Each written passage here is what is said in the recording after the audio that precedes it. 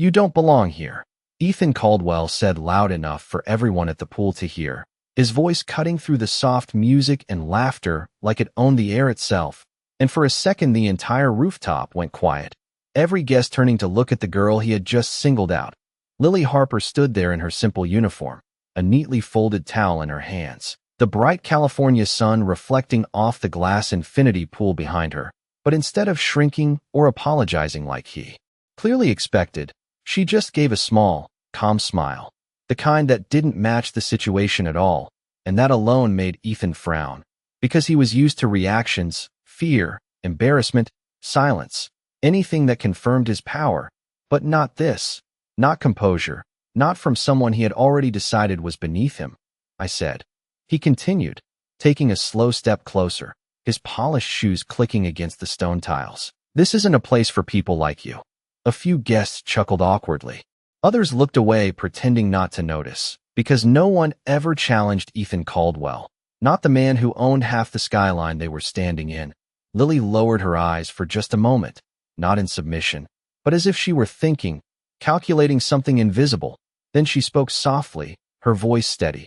"I'm just doing my job, sir." Simple words, respectful, but they didn't give him what he wanted. They didn't give him control, and that irritated him more than if she had argued back. Ethan smirked, shaking his head as if amused, but his tone sharpened. "Then do it quietly," he said, flicking a damp towel toward her without looking, missing her by inches as it dropped to the ground. A small, deliberate insult, one that drew a few more uneasy laughs from the crowd. But Lily didn't react. She bent down, picked up the towel, and as she stood back up, her eyes briefly moved across the surface of the pool. Just a quick glance, but something about it lingered, something observant, almost alert, like she noticed details no one else cared to see. Ethan missed it completely, already turning away, already bored, because in his world, people like her were background, invisible until they annoyed him. But Lily wasn't looking at him anymore. She was looking at the water, at the faint ripple near the far edge, at the subtle flicker of something beneath the surface, her expression barely changing. Yet something shifted, something quiet but important, and while the guests resumed their conversations and the music picked back up, Lily took one slow step closer to the pool, as if drawn by something only she could sense. Behind her, Ethan raised a glass, laughing with a group of investors, completely unaware that in just moments, everything he thought he controlled was about to slip, not because of power, not because of money, but because of the one person he had just humiliated. The one person he never thought mattered. And Lily, still calm, still silent, whispered under her breath just loud enough for herself to hear, "Something's not right." Lily did not move right away, even as laughter and music filled the rooftop again, because what she noticed did not match the calm surface everyone else saw. The water looked perfect at first glance, clear and still, but there was a faint vibration running through it, almost like a quiet pulse, something most people would ignore, something Ethan would never even consider, but Lily had seen details like that before, and they never meant nothing. She slowly walked along the edge of the pool, her steps measured, her expression composed, as if she were simply checking on guests, but her eyes stayed fixed on the subtle distortion near one of the metal railings, her mind piecing things together, the flicker, the hum she could barely hear under the music, the way the surface tension shifted unnaturally, and for a brief second, concern crossed her face, not panic, not fear, just recognition. Behind her, Ethan raised his voice again, now fully relaxed, fully confident that the moment had passed. "Make sure the water stays clean," he said casually without even looking at her. "People pay a lot to be here." A few guests laughed again, eager to stay on his good side. But Lily did not respond this time, because her attention was locked on something else entirely, something more important than his approval. She crouched slightly near the pool edge, pretending to adjust a towel rack while her fingers hovered just inches above the water, not touching, just close enough to feel the faint energy in the air. Her eyes narrowed just a little, confirming what she feared. Then she stood up quickly, scanning the area, counting people, watching movement, calculating risk, everything in seconds.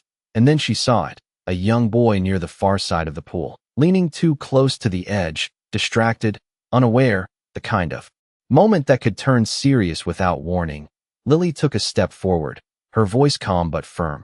"Sir, it might be safer if we ask everyone to step back from the pool for a moment," she said, directing it toward Ethan even though he was not paying attention. He turned slowly, clearly annoyed at being interrupted again, his expression tightening. "Excuse me," he said, almost amused. "Are you giving me instructions now?" A few guests glanced between them. Sensing tension again, Lily held his gaze for a brief moment, steady and respectful. "I am just suggesting a quick precaution," she said evenly. But Ethan shook his head with a short laugh, dismissing her completely. "Do your job," he replied, his tone colder now, "and leave the decisions to people who understand what they are doing." The words landed, sharper than before, and this time a few people went silent, unsure how to react. But Lily did not argue. She did not raise her voice. She simply nodded once, as if accepting his answer, even though her eyes shifted right back to the water, because the vibration had not stopped. If anything, it was getting slightly stronger, almost imperceptible, but enough for someone who knew what to look for. She took another slow step closer, positioning herself near the edge, not drawing attention, just ready, always ready. While behind her, Ethan returned to his conversation, already forgetting the exchange, already convinced he was in control. But Lily stayed focused, her breathing steady, her posture relaxed but prepared, and under the bright sunlight, with the city stretching endlessly in the background, everything looked perfect. Everything felt normal, except for the one detail no one else noticed, the one detail that was about to change everything in a matter of seconds. The ripple did not disappear. It grew just enough to confirm Lily's instinct, a faint distortion spreading across the surface like a quiet warning that no one else could read. And then everything shifted in a single unexpected moment. The young boy she had noticed earlier leaned forward just a little too far, his hand reaching into the water as if it were nothing more than a game. And for a split second nothing happened. The world held still. The music continued. Glasses clinked. Laughter echoed. And then Lily moved. Not rushed, not panicked, just precise. She stepped forward quickly and reached the edge at the exact moment the boy slipped, his balance gone, his small body tipping toward the pool. A few guests gasped, but no one reacted fast enough. Except her. She caught his arm before he could fall fully in, pulling him back with controlled strength, guiding him safely onto the ground beside her. The boy looked startled but unharmed, his parents rushing toward him in confusion and relief. Voices overlapping, asking what happened, but Lily did not answer right away, because her attention was still on the water, still tracking the unnatural vibration that had not stopped. If anything, it had intensified, subtle but present, and that was when Ethan finally turned, drawn not by concern, but by disruption, his expression annoyed again. "What is going on now?" he asked sharply, stepping closer as the crowd shifted around him. The parents thanked Lily quickly, barely understanding how close the moment had been. But Ethan's focus was not on gratitude. It was on control, on the fact that something had interrupted his perfect setting. Lily stood up slowly, calm as ever. "The area might not be safe right now," she said clearly, her tone still respectful but firmer this time. "We should ask everyone to step away from the pool." Ethan stared at her for a second, disbelief mixing with irritation. "You already made a scene," he replied, lowering his voice but sharpening every word. "Do not make another one."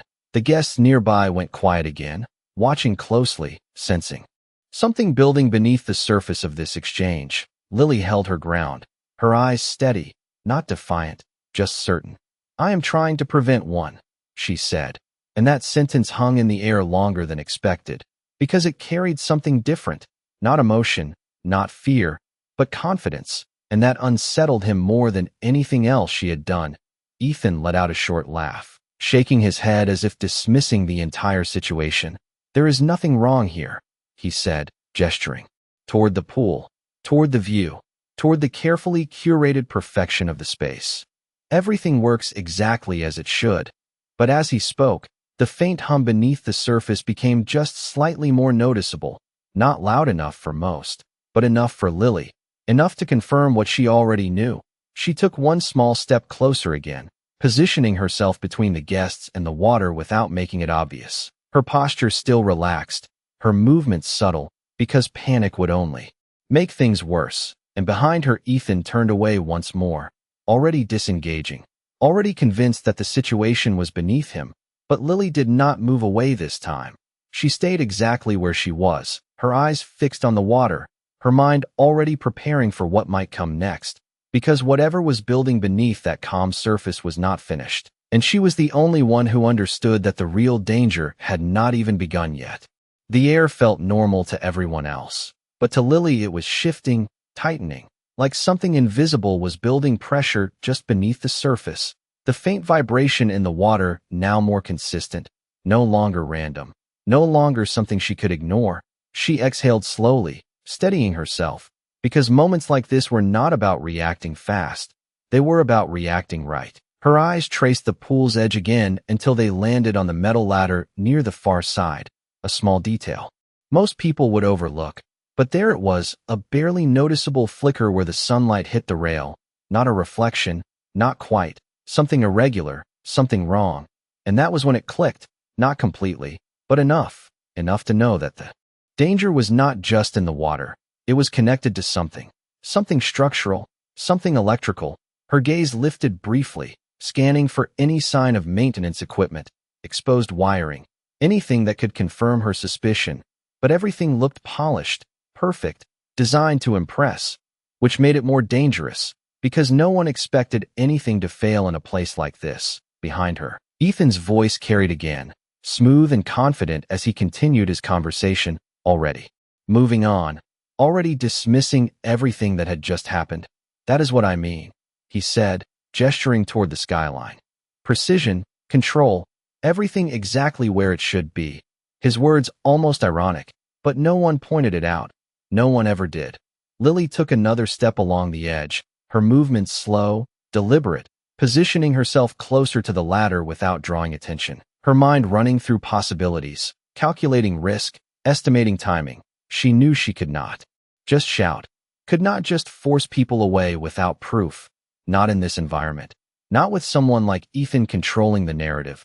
She needed a moment, one clear sign, something undeniable. And then it happened, small, quick, but real. The water near the ladder rippled sharply, not from movement, not from wind, but from something internal, a pulse that did not belong. Lily's expression changed just slightly. The calm still there, but now focused, locked in. She turned back toward the guests, her voice clear but controlled. "Everyone, please step back from the pool for a moment," she said, louder this time, enough to be heard across the space. Conversations paused, heads turned, confusion spread. And then Ethan's voice cut through again, sharper now, less patient. "That will not be necessary," he said, stepping forward, his tone no longer amused, but firm, authoritative, the kind that expected immediate compliance. "You are overstepping," he added, his eyes fixed on her, and, for a brief second, the tension between them became the center of everything. Lily met his gaze, not challenging, not aggressive, just certain. "I would rather overstep than ignore something that could become serious," she replied, her words measured, but carrying weight. A few guests exchanged looks, uncertainty growing, because now it was no longer just a minor disruption. It was a question of who was right, who should be trusted. Ethan took another step closer, lowering his voice slightly, but making sure she could hear every word. "There is nothing wrong here," he said again, slower this time, as if repeating it would make it true. But even as he spoke, the faint hum beneath the surface grew just a little stronger, just enough that a few people near the edge began to notice something felt off. Not dangerous, not yet, but different, and Lily saw it. She saw the shift in their expressions, the hesitation, the awareness starting to form, and she knew she had seconds, not minutes, seconds before something undeniable would happen, something no one could ignore. Her posture adjusted slightly, ready, prepared, her eyes never leaving the water, because whatever was building beneath it was no longer subtle. It was about to reveal itself, and when it did, there would be no time left to argue. The ripple sharpened into something unmistakable, a quick flicker that danced along the metal ladder and vanished, too fast for most to register, but not for Lily, and that was enough. Enough to confirm that the danger was real and no longer theoretical. She did not hesitate now. She stepped forward decisively, her voice cutting clean through the rising murmur. Everyone needs to step back from the pool right now. This time there was no softness in her tone, no room for interpretation, just calm authority. And that shift alone made people pause. A few guests instinctively took a step back, unsure why, but responding to the certainty in her voice. Others hesitated, looking toward Ethan, waiting for him to contradict her, to restore the normal order they trusted. And of course he did, his expression tightening as control slipped from his grasp. "Stop," he said sharply, raising a hand as if he could physically halt the moment. "There is no emergency," he added, louder now, his voice carrying across the rooftop, pulling attention back to him, because that was where it always belonged, or so he believed. Lily did not look at him this time. She kept her focus on the water, on the ladder, on the subtle pulse that now came in clearer intervals, like a warning counting down. "Sir, please," she said, still composed but urgent now. "This is not safe." A few more guests stepped back, tension spreading quietly through the group. Not panic, but uncertainty, the kind that made people second-guess staying too close. And then it happened again, a sharper flicker, visible this time to more than just Lily. A faint spark-like shimmer along the edge of the metal rail, gone almost instantly, but enough to draw a collective pause.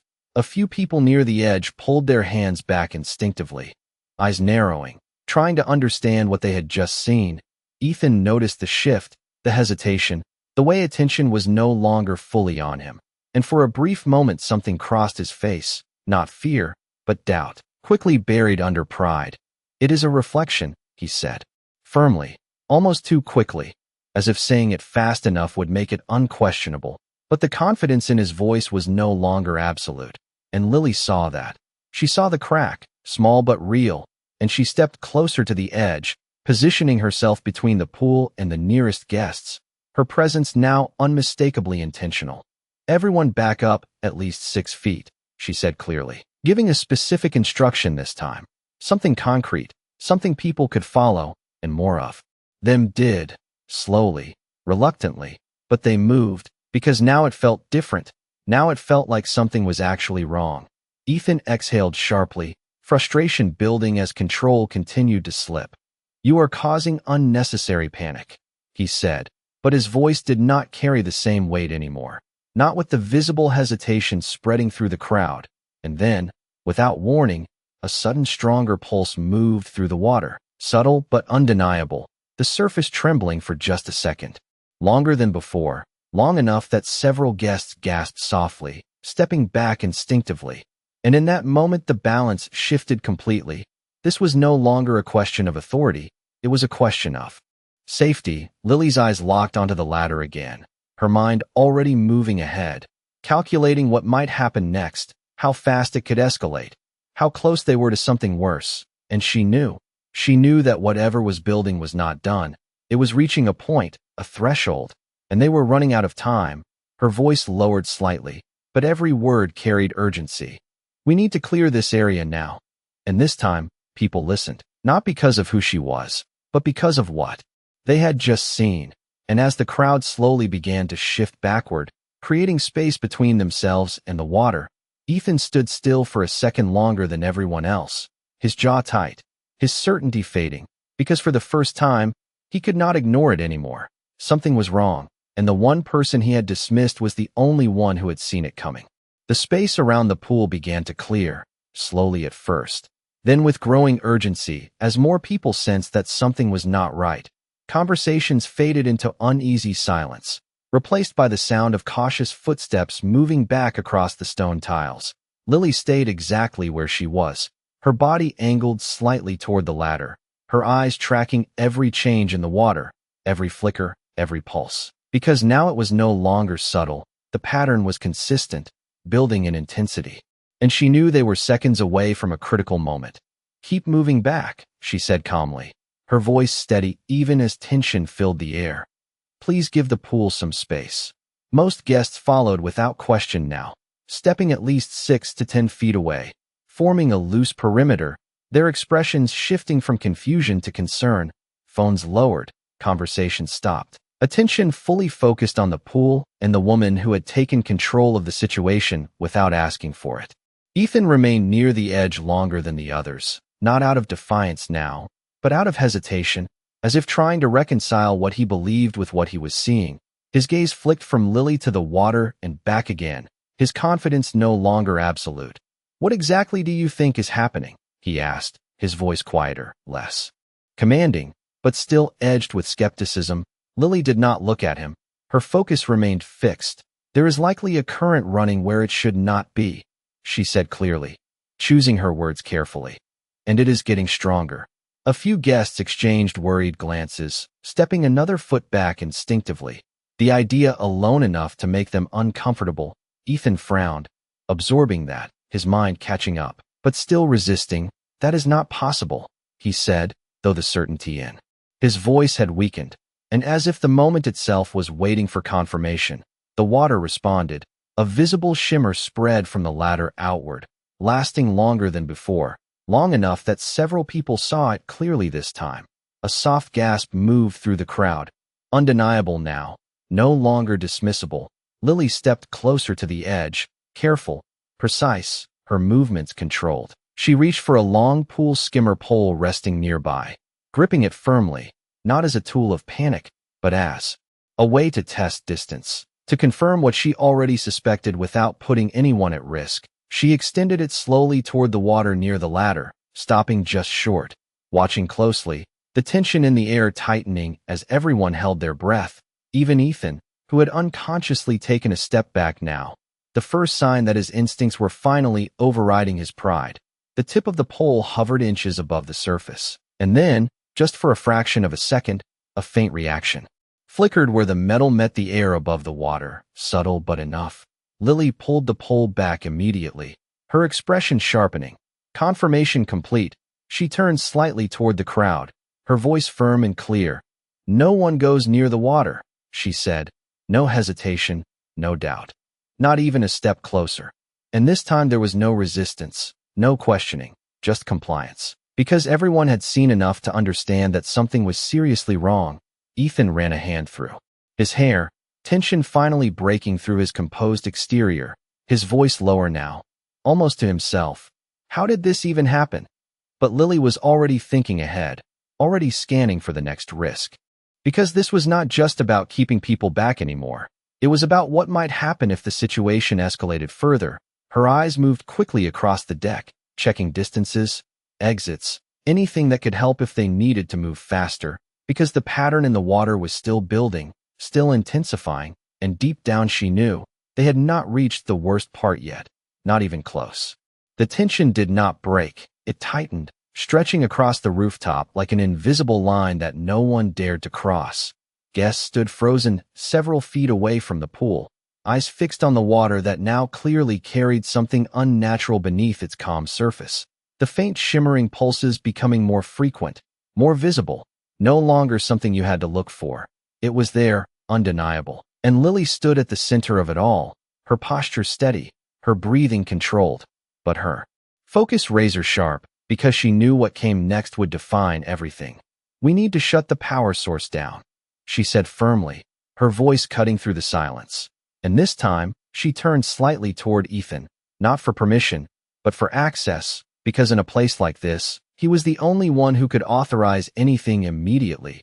Ethan met her gaze, and for the first time since this began, there was no arrogance in his expression, only realization, the slow, uncomfortable understanding that she had been right from the start.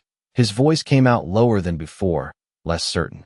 "There is a control panel behind the service door," he said, pointing toward a discreet section near the bar area, "but it requires clearance." Lily nodded once.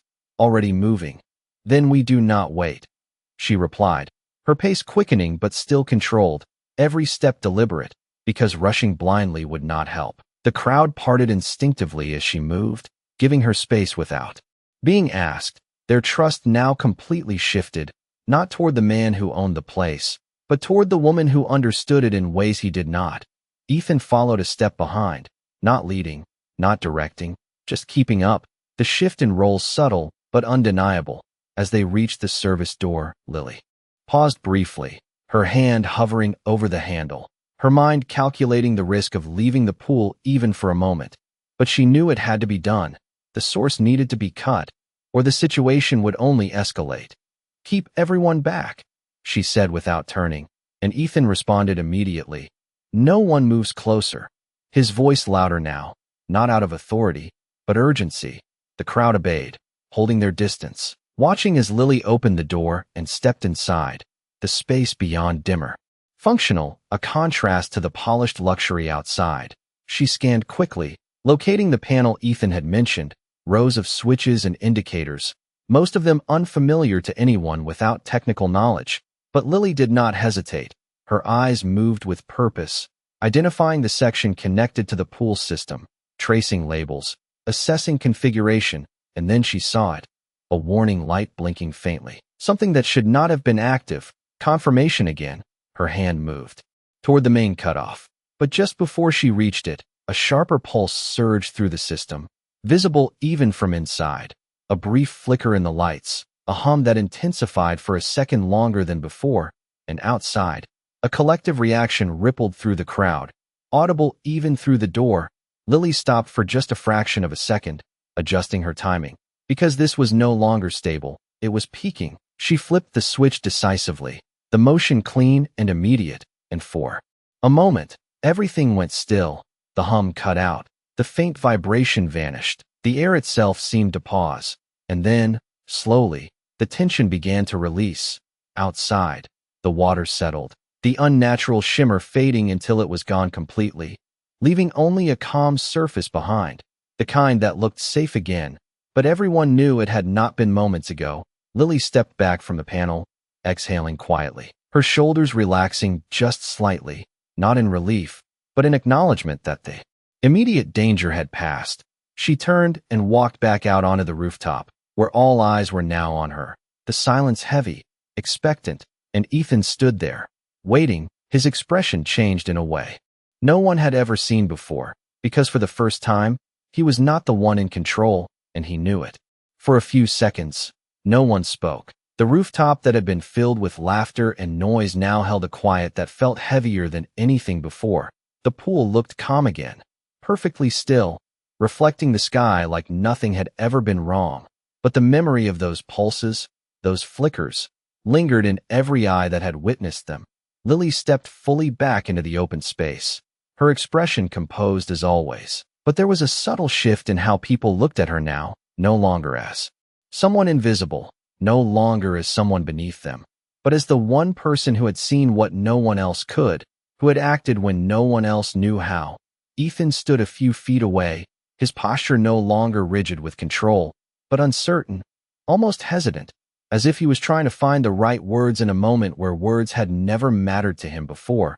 His gaze moved from the pool to Lily, then back again, replaying everything that had just happened, every moment he had dismissed her, every warning he had ignored, and for the first time, the weight of it settled in, not as embarrassment, but as something deeper, something harder to face. He took a step forward, slower than usual, deliberate, the confidence in his movement replaced by something more careful, more human. "You knew," he said quietly, not as a question, but as a realization. Lily met his eyes briefly, then looked back at the pool, her voice calm, steady.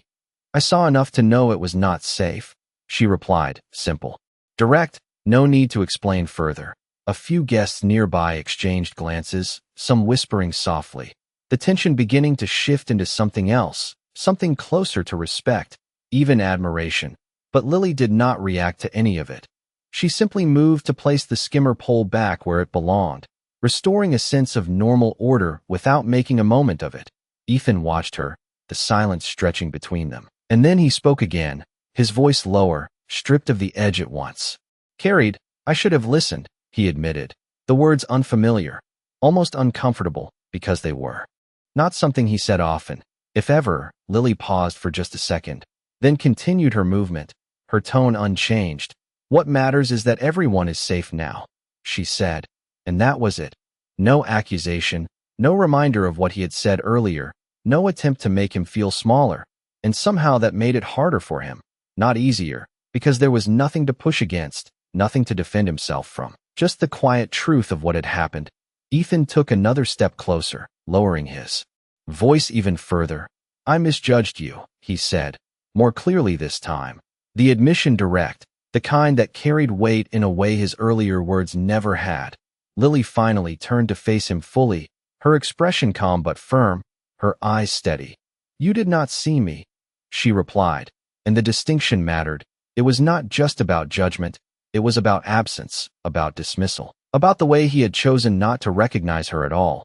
The words settled between them, heavier than anything else that had been said, and for a moment, Ethan had no response, no immediate correction, just silence, because he understood, and that understanding shifted something inside him, not dramatically, not visibly to everyone else, but enough that when he looked at her again, it was different, not from above, not from a distance, but directly, honestly, and around them.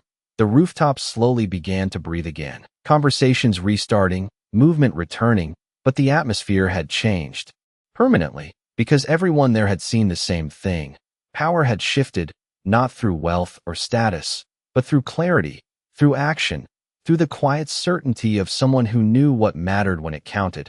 And as Lily turned back toward her work, as if nothing extraordinary had happened, Ethan remained where he was for a moment longer, watching her, knowing that whatever he said next would not just be about this moment, but about everything that had led up to it, and everything that would come after. The rooftops slowly returned to motion, but it was not the same kind of movement as before. The laughter was softer, the conversations more measured, and the distance people kept from. The pool remained, not out of fear anymore, but out of awareness, a quiet understanding that something real had almost happened right in front of them. Lily moved with the same calm rhythm she had before, collecting towels, adjusting chairs, restoring order without drawing attention to herself, as if she had not just been the reason everyone there was still safe, as if it had simply been part of her job, nothing more. But the way people looked at her now said otherwise, subtle nods, quiet thank yous, small gestures of respect that did not need to be spoken loudly to be understood. Ethan remained where he was for a moment longer, watching her, the weight of everything still settling in. Then he finally moved, walking toward her again, slower this time, not with authority, but intention. Lily, he said, saying her name carefully, as if it mattered now, as if he had taken the time to learn it. She paused, turning slightly toward him, her expression neutral, open but not inviting, simply present. Ethan took a breath, something he rarely needed to do before speaking, but this time it felt necessary. I owe you more than an apology, he said, his voice steady but quieter than it had ever been. If you had not been here. He did not finish the sentence. He did not need to, because they both understood what he meant. Lily held his gaze for a moment, then shook her head slightly, not dismissive, just clear. You do not owe me anything, she replied, her tone calm, but firm. You just need to remember what happened. And that landed deeper than any request for compensation ever could, because it was not about money. It was not about status. It was about awareness, about change. Ethan nodded slowly, absorbing that. I will, he said, and for once, it sounded real, not like a promise made to move on quickly, but something he intended to carry forward. He hesitated for a second, then added, at least let me make things right. But Lily had already turned slightly away, her attention shifting back to her work. Things are already right, she said, and there was no bitterness in her voice, no resentment, just a simple statement of fact. The situation had been resolved, people were safe, and that was enough for her. Ethan stood there, the offer still in the air, but no longer needed. And that was when he understood something he had never considered before, that not everything could be fixed with what he had. That respect was not something he could buy, only something he could choose to give. And around them, the rooftop continued to settle back into its polished rhythm. But the energy had changed in a way that would not fade quickly, because moments like this did not disappear. They stayed, shaping how people saw each other long after the surface returned to calm. Lily picked up another towel, folding it neatly, her movements steady, focused, as if she had already moved on from the moment entirely. But as she walked past Ethan, she paused just long enough to say one more thing, her voice quiet, but clear. The people you overlook are usually the ones paying the most attention. And then she kept walking, leaving him standing there, not humiliated, not broken, but changed, forced to see something he had ignored for far too long. And as he watched her go, he realized that this was not the end of the lesson.